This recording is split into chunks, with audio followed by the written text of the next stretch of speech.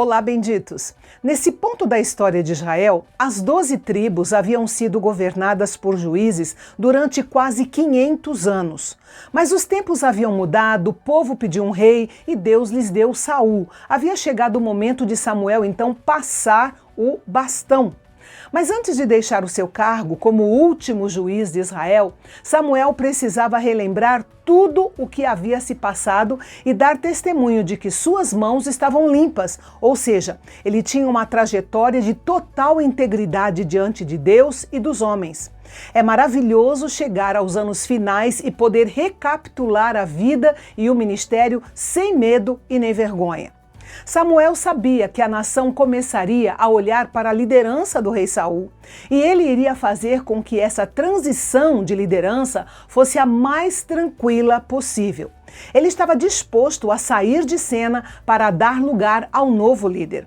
Ele não ficou apegado à sua posição quando Deus quis mudá-la.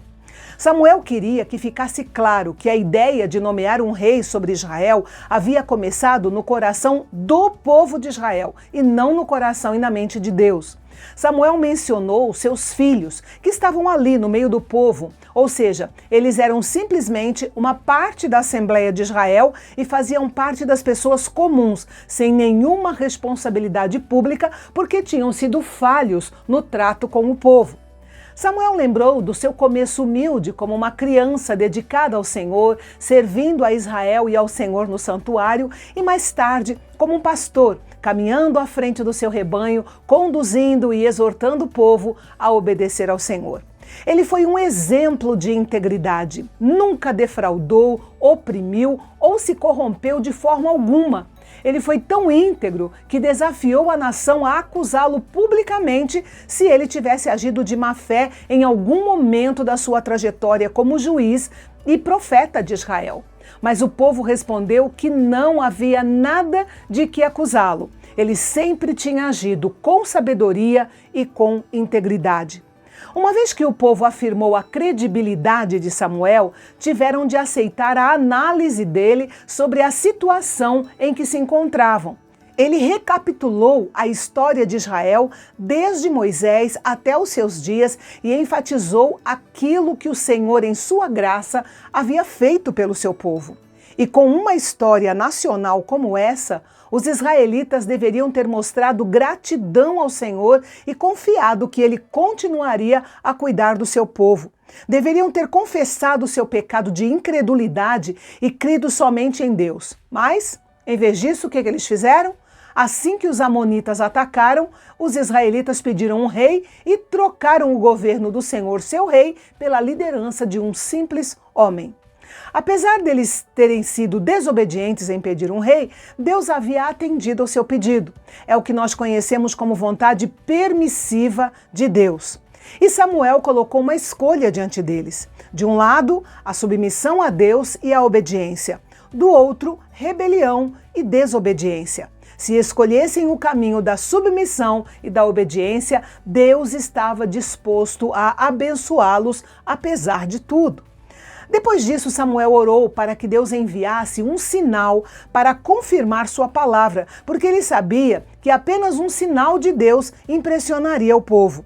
Era o tempo da colheita de trigo, e quando Samuel orou, o Senhor enviou trovões e chuva, o que não era comum de acontecer durante a estação seca da colheita de trigo.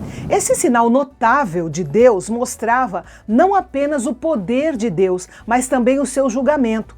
Chuvas fortes durante a colheita podem destruir tudo.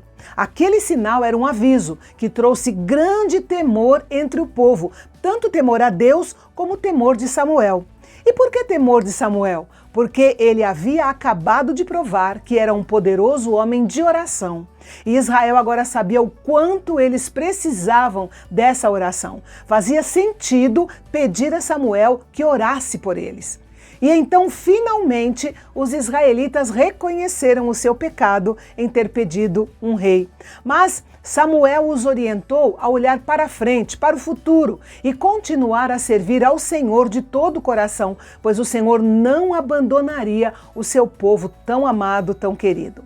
E Claro que Samuel continuaria a orar por eles. Ele sabia que era a melhor coisa que podia fazer. E não apenas orar, mas também ensinar o caminho da obediência ao povo. Ele sabia que suas palavras não fariam diferença se o Senhor não operasse em seus corações. E a melhor maneira de promover a obra do Senhor em seus corações era através da oração. A bênção da oração incessante não é dever apenas do líder. Todos podem compartilhar dela. Talvez você nunca esteja em evidência, mas você pode orar, você pode interceder e ser uma grande bênção na vida de muitas pessoas.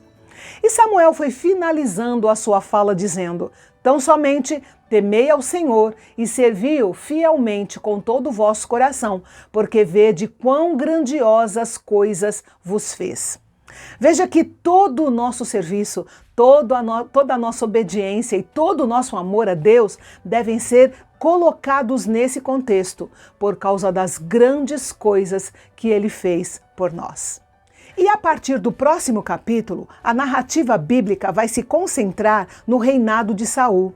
E nós vamos ver que já no segundo ano do seu reinado, ele tomou uma decisão tola e imprudente. E isso foi só o começo. Não perca os próximos capítulos da nossa série 31 Dias Desenvolvendo a Integridade em 1 Samuel, aqui no canal Bendito. Até amanhã.